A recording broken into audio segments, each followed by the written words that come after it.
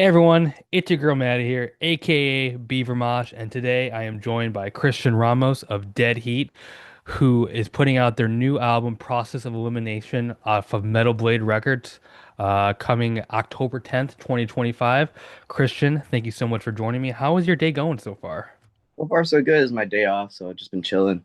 Got a little coffee, ate some tacos right now. Hell yeah. Got a day off on a Wednesday. What do you do? I work at a dispensary, Oh, hell yeah. so my weekends are in the middle of the week. Got it. Okay. Well, a couple years ago, you put out an EP off of Tank Crimes, Endless Torment, and now you are following it off with Process of Elimination off of Metal Blade Records. What does that sound like to you, being on Metal Blade? How does that feel? That it's like a fever dream as a child, like as a younger kid, younger Chris. I'd been like, that's not gonna happen. You know what? Metal Blade is Metal Blade. That has like all the big bands on it.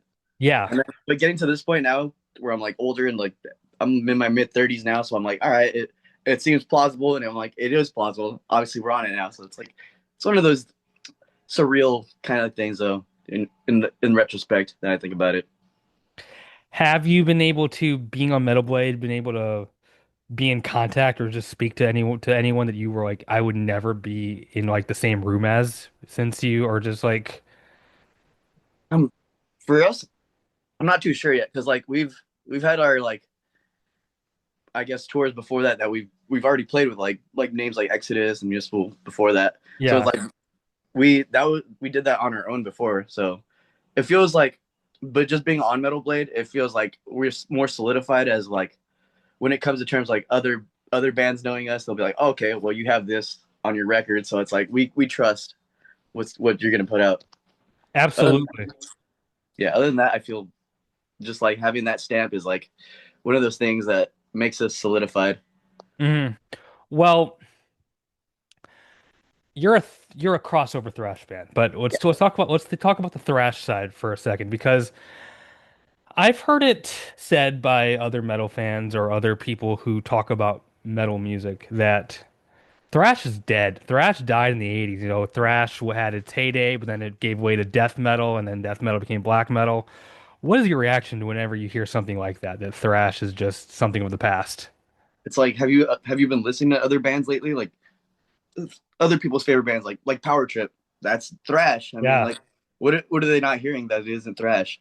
Like right. there's elements to other so many bands nowadays that are thrash, that crossover feel, but nobody like personifies is it at that. Obviously, we do. Like we're willing to say, yeah, that's what we are. Like we're crossover thrash, hardcore metal, we, anything you want to put on us.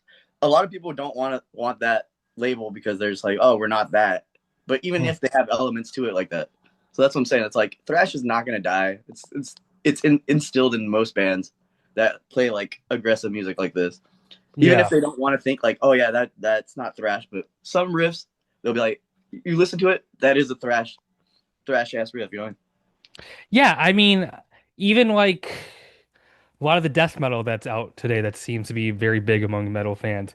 You listen to a death metal record, you're gonna hear a thrash riff or two. It might not be like a pure thrash, but it's coming out. Their thrash is just like the DNA of most extreme metal, it feels like. Yeah, for sure. It's instilled in with like heavy music. Like I said, like the fast aggressive music. You're gonna listen like Slayer and stuff. You get inspired that they have thrash in theirs too. Like it's like one of those things. It's like you don't really realize that you're listening to it until you somebody like specifies what it is, and they're like, Yeah. oh, I guess it is. Yeah, Well, and you're a band that's kind of sticks to the crossover side of thrash. You know, you really kind of own that label. Um, So hardcore is a big part of your DNA. There's been times where metal and hardcore have been kind of their own separate things where the scenes don't want to cross over, hence crossover thrash. yeah. What is the thing that ties hardcore and metal together? What is the common ground? Why should the two scenes be more together? Because if they're not like literally just listen to the music without looking at what's going on, you're listening like the same kind of like feel. Right. Like if you listen to a hardcore band that's like has some thrash into it, if you never heard that they were a hardcore band before that, you would think, oh, they're a thrash band, as like Yeah. someone who's into that kind of stuff. Or if you've never say the same way. Like if you're just a hardcore person, you've heard like all these, like you feel like they're hardcore this, and but they're like thrash bands play them. Like it's same thing. Like you got to understand like it's not much of a difference. It's just the way people interpret it. Yeah, I mean, you give me a Cro-Mags record and you tell me it's a thrash record, and I don't know who the Cro-Mags are, and I listen to it like, okay, yeah, I can see this being a thrash record. Whereas if you tell me that, a Power Trip record, you say, oh, that is hardcore. And I listen to it like, yeah, that is hardcore. There is elements of both in there, and they're just kind of tied together. Yeah, and Yeah, that's the thing. Like there's so many bands nowadays that do that so well too. It's like our homies in Drain. They're a hardcore band, but they have thrash ass like riffs. Like that's what they started on. yeah. Like saying like there's so many bands like that that they're just considered like genre like just because they play to that. Mhm. Now, you're a band that in past interviews have talked about talked very much against, racism and bigotry. And I want to know, considering what do you have to say in regards to the current administration in the US? What is, I mean, I know that's a loaded question, but There's so much to say, but I'm gonna keep my stance. It's like fuck all these people that aren't gonna listen to like the truth wise. Like there's so many maggots and like maggot people that don't want to listen to like facts. There's so much that in America. There's so much ignorance in general. Like people don't want to consider like themselves like anti-fascist, even though the word is anti-fascism. Like they'll be like, oh no, Antifa. Like they just don't think about things before they correct themselves or something. Or like same thing with like fucking Palestine shit. Like how do you not see that's not genocide? yeah, There's so much hate in this world that you don't, and you're turning a blind eye to it. Like don't I don't know. It's weird about that. I agree. It should be common sense. That should be Very common sense. the fact that some people don't understand that is it's insanity. I mean, Yeah. the propaganda in this country. There's so much of it. It's like, and that's the Yeah. thing. It's like, and we can't stop it because nobody. We're so little in power, like compared to like government. So it's like they're always gonna have the upper hand, regardless. Like America's run on money. That's all it is, Yeah. and we're just another like business. It's not really a country. That's that's something that I think thrash is so good at is just the upfront aggression and getting those messages out. I mean, yourself, I mean, Power Trip for sure, getting Yeah, that, anti-establishment very much we are against you and we're not ashamed of it, that message. Even going back to earlier bands like Anthrax or Metallica had it at the beginning. They kind of fell off of it, but they had it at the beginning. I think they let But it go once Cliff left or took yeah, that. Rest in but peace. yeah, rest in peace, Cliff. But that's always been a part of Thrash's identity. Yeah, Yeah, but yeah, that's why I feel like there's always so little like to touch when you're that big because you don't want to get knocked off. I can tell back then. Everybody has their thing. Like they don't want to touch on things because they don't want to get knocked off or like their yeah. views and things. But that should be a common sense thing where it's like there's things in this world that you should be against, even if it was. Just think about it from other people's perspective, and a lot of people just don't. I have to ask because I see your shirt. What is your favorite bolt thrower record? Between, uh, I like this one the most. Spirit though, it's their later one. That's why I Yeah, got the shirt. But I Crusades, that I mean they don't have a bad record. I I actually think my favorite bolt thrower record is their last one. Those Once Loyal has some of their best. okay. It has, That's honestly that's the best one. yeah, it has some of their best riffs. They ended it on a high note. Yeah, they've never had a bad record though. No, That's and you can interpret it the way you want, but they've never had a bad record. and they're so influential to so many scenes. Like they started off like really almost like a crust punk band, and then became almost like almost mellow death, like in some songs, but they were always I feel just like like death metal. that's always like the case when you when you're like when you make music that much like or that big. Like same thing with like death. You Yeah. make melodic death metal because like you don't know where to go from there. It's like, oh, why not just interpret some melody in there? You know? Carcass starts from Yeah, like a gore grind band to literally a melodic what death they are band. now. Like that's a crazy one too because it's like, yeah, you could if you told me that's the same band, I wouldn't believe it. No. And same thing with like Morbid Angel, like those kinds of bands, like they just change their whole sound. It's like sound like they're in underwater, like Yeah. the shit like that. I don't know. Bands change over time, and it's crazy. But I feel like every band like develops into like some melodic shit later on in their career. Yeah. Even Slayer got kind of experimental in the middle of their career. I mean, well, they put out that new metal record, but also like Wait, which one?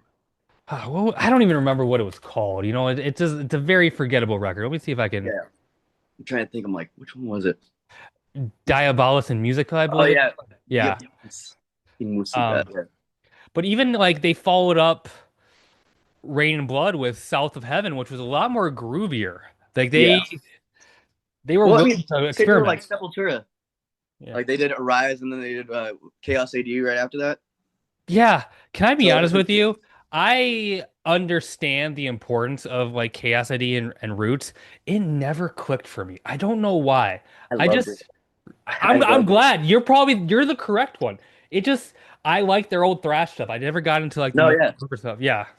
but that's the same way. Like Arise is my favorite album from Sepultura, but like Chaos AD was on another level where it's like, damn, they really like bumped it up like to where they can like stadium rock it. You know what I mean? Yeah. And that's one of those things that they introduced like random drums and like random like a bunch of production. I think that's what it was, the production wise. Because obviously Arise has like their thrash, like they show off what they can do, but Chaos AD shows off the production wise what can happen with that music. Okay, this is what I'll say about Chaos ID. They went in a direction that I didn't like, but I respect the direction they take, whereas Metallica went in a direction that I did not like, and I don't respect the direction they took. I Like, get you. yeah. No, I get Uh, that. well, you're clearly someone who knows a lot about old school heavy metal, old school thrash. I mean, I know enough. I'm not a versatile on it, but I But know, I know what I know. I guess. yeah, well, you know enough to talk about it with me. Yeah. So let me ask you something. If you had to give someone watching now who is totally new to thrash metal, three thrash records that they should go check out tomorrow. Give me three. Doesn't have to necessarily be your top I three, know but that three. because three like thrash wasn't my per se thing. That's what we influenced musically by. But I love like so, so Anthrax. What's the album? I'm trying to think. And then DRI. I'm trying to think of the albums because now I'm like only thinking of the songs. See, DRI. So we got Um, Dealing with It. We got Crossover. Those are the two big DRI records. Crossover probably because it has Yeah. thrash. What is the song on it? Yeah, crossover for one. Okay. Trying to think. Since you said Chromags, that's literally that's where I would give someone my 2 cents with that. I think Okay.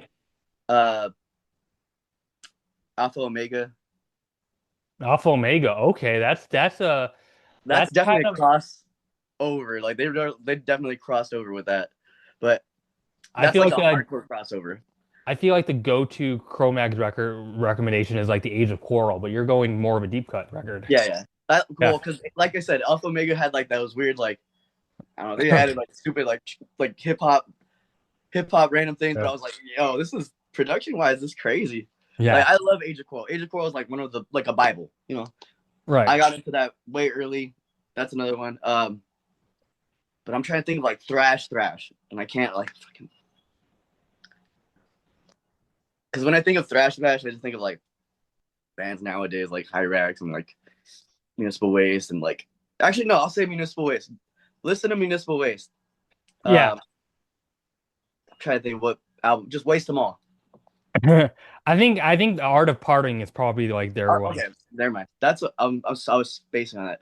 Art yeah. of Parting, because that has all the bangers on it. It's like Municipal Waste is gonna fuck you up. That has all those on it. Yeah, listen to that one. Municipal Waste is probably more. Municipal Waste is Contemporary. another band that's like very much rides the line between crossover and thrash metal. Like I think they're probably more leaning towards thrash, but they have their roots in hardcore. Oh yeah. Well, like I'm pretty good friends with them now after doing like a couple tours, but like those are one of the guys that I looked up to as when I was growing up. Like when I was like 14, 15, I'd watch their videos. So I was like, oh, this is the kind of like thrash I want to get into. And then I learned about older thrash after that because obviously like you get into the newer thrash bands when you're young, Yeah. and then that pushes you to the older ones. But those are the bands like I was thinking like what actually influenced me, or like I have a thought in my head of when I think of thrash. Honestly, same thing. Like I got into Power Trip, you know, I saw I saw them and the shirts they were wearing Yeah, and seeing like an obituary shirt and being like, okay, now I want to go dive deeper into the stuff that they like. And exactly. yeah. But that's the thing too. Like you see all these bands that wear like all these old band shirts, and then you get into it. It's like back in the day when someone would, well, for my era, because I'm 36 now, but back in the day when someone would give you like a CD, and then like you go and look at like who they're like shouting out at the end. I'm like, all right, I'm gonna check out this band, this band. So like that's what I would do back in the day too, with like those when they were giving out shout outs. I'd like just listen or like recommended like who is like this band. I would always go and check out those. You know, what's wild about thrash that I don't understand, but there's something to it because the all the thrash shows I go to, the one that like is I think I've mentioned on this show multiple times that I recall is when I went to go see Creator, and Creator, Death Angel, and Sepultura were the bill. That's I yeah, crazy bill. I I would get to the show and a lot of people are my age, I'm in my 30s as well. A lot of people are older, as to be expected. But there were so many black X's, meaning, not even drinking age kids. And I'm like, how do all these kids get into these old thrash bands? Like, why is it big amongst Zoomers? yeah. where is the tie-in there? How did that happen? It's cool. It's cool as hell. Yeah. But yeah, that's literally what it is. Like people see other people's shirts and then they check them out. Like nowadays, like, oh, you're wearing that shirt? I'm like, okay, check it out. It looks like an old school, like old weird band. You're like, same thing with like a bunch of my sister's old shirts. Like she's a little bit older than me, but like she had like Morbid Angel shirts and like all these random like obscure metal bands. I was kind of scared when I was a little kid. Like, oh, what are all these demons? And then like later on, I was like, yeah, that's a cool ass shirt. And I was like, I need to check them out. Like, but just like good designs go a long way too. Yeah. Well, we're talking about Bolt Thrower, and I looked up when Those Once Loyal came out, that record, and that's from 2005. I was 11. Like that's way before Yeah. my time, but like I look at it as being super cool and like something that like defines the scene that I'm in, and I'm like it's timeless. You just, there's some bands that like you keep seeing them referenced by bit newer bands that you like, and it just becomes, something you want to check out. Yeah. Yeah. That's basically what it is. Like that's and hardcore and metal are filled with that. So it's like you see people wearing these shirts, and then you start getting like listening to like the older stuff because people in bands are showing off. So it's like that's what they're influenced by. You start getting influence from those bands. But yeah, You know, music is a unique medium, especially metal, I think. Because like, I don't know, let's pick video games. okay, You know, if somebody gets into video games now and they're like, okay, I want to think about the video games that are influential to this, and they go and they play something on the NES like Super Mario Brothers, they're gonna be like totally not being able to connect with like the old like graphics and everything. But with metal music, I don't think that's a thing. I don't think people are gonna like listen to Power Trip and then go listen to Slayer and be like taken back by how old it sounds. I don't maybe, but I don't think that that happens. Mhm. No, that's the same thing. Like, but there's similarities in what you see. Is what I'm saying. Like, obviously, if you're influenced, like video games, that's a totally a different influence. You could be influenced by anything, but you're still gonna make what you make. Right. But with these bands, I feel like that they wear their influences on their sleeves, like literally. Hmm. So that's what I'm saying. Like, that's how people figure out with that. Like, if you're wearing a Slayer shirt, I wear Slayer shirts all the time, but I'm like, we don't sound exactly like Slayer, but like we can have parts that do and like are influenced by, but it's all what you hear, I guess. No, I mean, but so many thrash bands, so many vocalists try to sound like Tom Araya. Not Oh yeah. necessarily be like him, but like that vocal that I mean he I think a lot of that like very screechy, very almost death metal growl is very much credited to him. Like Yeah. he kind of pioneered that sound. Well, he made it popular so that other people can like do it and not look, no, basically not look down on. I'm Yeah. gonna, because like I've done the same thing. I used to do Tom Araya's screams, but my vocal range can't hit that anymore. Like I started like I could do like a little, and now I'm a, like I totally threw that over doing all these tours. But like I I get it because like that made me feel better about being able to do like crazier random ass like vocals. You know what I mean? Yeah. It gives you influence so that you don't feel as bad about doing random things. You know what I mean? Well, okay. That leads to another question. Um, as a thrash vocalist or a hardcore vocalist, if somebody from the outside who doesn't understand what you do and they listen to you and they think you're just shouting, what do you say to them? You know, like, do you say you have a, I mean, do you think you have a talent? I think you do, but like, I mean, that can only go per se of what other people think because it's right. like, oh, I can believe I have a talent, but my talent would just be I'm able to do it for a long time. Like my Yeah. stamina is good. Most people be like, oh, I don't know how you'd scream that long. Like after like doing 10 minutes, I couldn't be able to. Like I've had people do that. Like I don't know how your stamina keeps. That's literally it for me because like my vocal range has gotten different from when we first started to now. Like I've had to Yeah. like develop different things just because I'm like I can't hit those things anymore. So now it's like I understand how like the older metal vocalists do it now. Like when they would like hold out stuff like with their actual like chest, as opposed to like before when I was just screaming from my fucking my throat. Yeah. There's a lot of that. It's like that's what I realized. That's the only thing like when people are like, oh, you that's you, or like Yeah. yeah, you can, I guess. But I don't feel like my vocal range is that far off from my voice too, because I don't know, I feel like I'm pronunciating things right. Yeah. Like if from an outside perspective, I hope like you would be able to hear me like, okay, I can kind of hear what he's saying, as opposed to like, like vocals that you are so distorted that you can't make out anything. You know what I mean? Sure. Yeah. Thrash kind of rides that line of being like Yeah, it's very aggressive, but it's decipherable. yeah, exactly. So it's kind of to the point where they're just like they're not really like trying to affect their voice. They're just like, most Yeah. of that like have like that kind of like cadence when it comes to Well, that. well, who are who are some of the first hardcore or thrash vocalists that you've heard that made you want to do that? I guess the guy from DRI, one of them, Okay. suicidal. Yeah. Uh, trying to think of another ones that I was thinking. I guess Death Angel too. That was another one I was listening to later on. Um, I don't know because those are ones that I was trying to be like, but I realized you can only work with your vocal range. Like when it comes to that thing, like you could try to mimic it, you don't sound anything like it. You know what I mean? Like for me, like I was very influenced by Leeway Okay. hardcore, so that was my main influence to start with Dead Heat. Like that was I wanted to sound like almost New York, like have a Yeah. little like flair to it, but at the same time, my vocal range isn't the same. So when I'm spitting stuff out, it's not the same, but it comes out my way, and it's like it sounds thrash, I guess. Like, and that's what that considered us too, because we're also playing the riffs like thrash guys. But I was so my vocal range was like so like pronounced that you can hear it out. So I think that's why we were considered thrash too to begin with.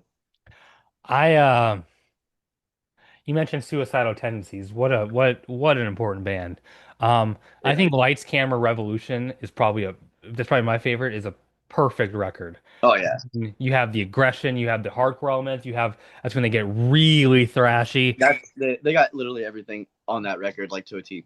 But also they have like this fun, The funky quirky like little bumper because ballad with like, Alone. yeah, It's like this they, fun song that like doesn't throw away the vibe at all. no, and then yeah, like my his voice is so like you can hear every word, you know what I mean? And it's so pronounced like too. Like that was another one too. I was trying to be very much like him when we were doing this stuff too. Mhm. But yeah, that like was it Join the Army was probably like my first one with that. That was just like my favorite album of theirs. Of course, the first Suicidal Tendencies record is self-titled, the Yeah, I just want a Pepsi yeah. one. Oh. That's it's so funny too. It's like that they brought in such like fun flair to it. Yeah. And Oh, that's it's why I'm such like, a fun record. It's so fun. yeah, Thrash should be fun. Thrash is a fun genre of music. yeah. Yeah. Another one that's like, not really considered thrash, but when they first started, yeah, Faith No More. Oh, okay. I That mean, yeah. And that I was get one of that. my very first influences because that they're so out of pocket that I was just like it influenced me in a different way. Yeah. The Real Thing or Angel Dust, great records. Yeah, I got like falling to pieces. Oh, you can't even fucking tell on my my fucking camera. Yeah, it's that. Never mind. Don't even worry about it. But yeah, I got it. there. Yeah, the like that's one of those things that I was like, those bands like influenced me how weird and like out of pocket, but they're still like considered like a little bit of thrash, a little bit of like I don't know groove. Well, before I let you go, I gotta ask you I need to know, Christian, what is something you're super into that isn't music? Are you a gamer? Are you into anime? I don't know. What is it? I like to go to the bar. Hell yeah. no, that's not a good one to say. I don't know. I I like to say I like to do a lot of things, but when in the retrospect, I'm like, I like to chill. Yeah. I I have my fun chilling when I'm not doing most stuff. I'll be like, because like I said, I work at a dispensary, so I'm just selling weed all day, being all chill, you know, go home, smoke, go out, have my fun, Yeah. come back, relax. But then when I'm not doing anything, I'll maybe go to the beach, hang out there, go to a good spot to chill and just like overview stuff. That's my thing right now. So I Until we start touring again, then I'm gonna probably be like, all right, touring's my thing. so I live in Minnesota and weed just got legalized a few years ago. But we're just now getting our first like proper dispensaries. So I'm excited. I've been to dispensaries when I've gone to other states, but it's so cool to see there's like, oh, I can go to a place, I could tip somebody to tell me I I just tell them what I want and they give me a good product. And I'm like, that's cool. That I Yeah, think I love that. that's basically who I am. Like, Yeah. yeah, that's basically what I do. I've been before that. I worked in a record shop. Okay. I basically just worked in what I loved doing. Because before that, I was doing screen printing, and that was my first love, like making shirts, designs. That's what I don't know. I just kept it going with like things that I love to do. You know, I envy that. I sold out and I work a boring office job, so You know what? good for you. Sometimes you got to do those in order to get to where you're at. Yeah. Well, Christian, thank you so much for joining me today. Uh, Good luck with the album release for everyone watching at home. Check out the new Dead Heat record. I've heard it. It's coming out October 10th off of Metal Blade Records. I think it rips. Um, Thank you to my patrons. As always, you keep the show running. And you watching right there, keep it metal. My name is Maddie, aka Beaver Mosh, and we're out of here. Bye.